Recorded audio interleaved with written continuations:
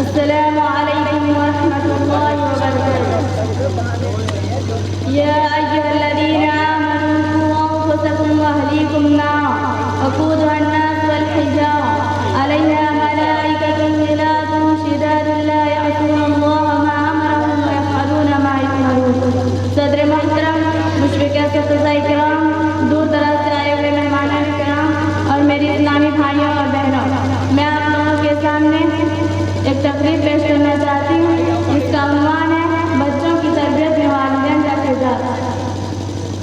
اللہ تعالیٰ نے ہم مسلمانوں کو بہت سے فرائض سونپ کر انہیں ادا کرنے کا حکم دیا ہے۔ ان میں سے ایک اہم فریضہ ہے اولاد کی تربیت بھی ہے، کیونکہ تربیت ہی سے انسان بلند مقام کو پہنچتا ہے، اور ابتدائی سے جب بچوں کی تربیت کر دی جاتی ہے تو ہمیشہ اس کا اثر باقی رہتا ہے اور کوتاہی کی صورت میں بہت سنگین نتائج سامنے آتے ہیں۔ اسی لیے اسلام نے ماں باپ کو مربی کی حیثیت سے اپنے بچوں کی تربیت کا ذمہ دار بنایا ہے، جیسا کہ اللہ تعالیٰ نے ارشاد فرمایا، یا ایھا الذین آمنوا انفسکم واہلیکم نارا وقودها الناس والحجارة علیہا ملائکۃ غلاظ شداد لا یعصون اللہ ما امرهم ویفعلون ما یؤمرون۔ اے ایمان والو، تم اپنے آپ اور اپنے گھر والوں کو اس آگ سے بچاؤ جس کا ایندھن انسان اور پتھر ہے، جس پر سخت دل مضبوط فرشتے مقرر ہے، جنہیں جو حکم اللہ تعالیٰ دیتا ہے اس کی نافرمانی نہیں کرتے، بلکہ جو حکم دیا جاتا ہے بجا لاتے ہیں۔ یقیناً اولاد کو جہنم سے بچانے کی صورت یہی ہے کہ والدین اپنے اولاد کو اسلامی احکامات و شرائع کا پابند بنائے، کیونکہ والدین اس کے مسئول اور ذمہ دار ہیں، جیسا کہ نبی صلی اللہ علیہ وسلم نے بھی حدیث میں ہر شخص کو اس کی ذمہ داریوں سے آگاہ فرما دیا، کلکم راع وکلکم مسئول عن رعیتہ، تم میں سے ہر ایک ذمہ دار ہے اور اس کی ذمہ داریوں کے بارے میں سوال کیا جائے گا۔ اس حدیث سے معلوم ہوتا ہے کہ ذمہ داریوں سے کوئی آزاد نہیں ہے۔ گھر کی نگرانی، بچوں کی تعلیم و تربیت اور گھر میں دینی ماحول پیدا کرنا یہ والدین کی ذمہ داری ہے، اور کوتاہی کی صورت میں کل قیامت کے دن سوال کیا جائے گا۔ میرے بھائیوں، بچوں کی 5 سال کی مدت دیکھنے میں بہت مختصر معلوم ہوتا ہے، لیکن تجربہ بتاتا ہے کہ بچے کی اس مرحلے یعنی بچپنے کی تربیت آئندہ زندگی میں بہت زیادہ اثر پڑتا ہے۔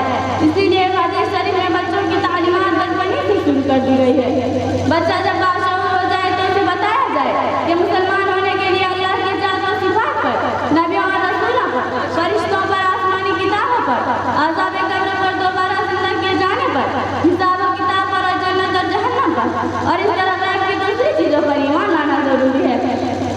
بچوں کو شروع سے نماز، روزہ اور قرآن کی تعلیم بھی دینی چاہیے، جس میں اللہ کے رسول صلی اللہ علیہ وسلم نے بچوں کو نماز کی عادت ڈالنے کا حکم دیا ہے اور نماز نہ پڑھنے پر مارنے کا بھی حکم دیا ہے، جیسا کہ حضرت عبداللہ بن عمرو بن عاص فرماتے ہیں کہ نبی صلی اللہ علیہ وسلم نے فرمایا کہ بچہ جب 7 سال کا ہو جائے تو انہیں نماز پڑھنے کا حکم دو، اور جب 10 سال کا ہو جائے تو انہیں مار کر پڑھاؤ۔ اس طرح بچہ جب روزہ رکھنے کی قابل ہو جائے تو اسے روزہ رکھنے کے لیے کہا جائے، اور عادت ڈالنے کے لیے بلوغت سے پہلے بھی روزہ رکھوایا جائے۔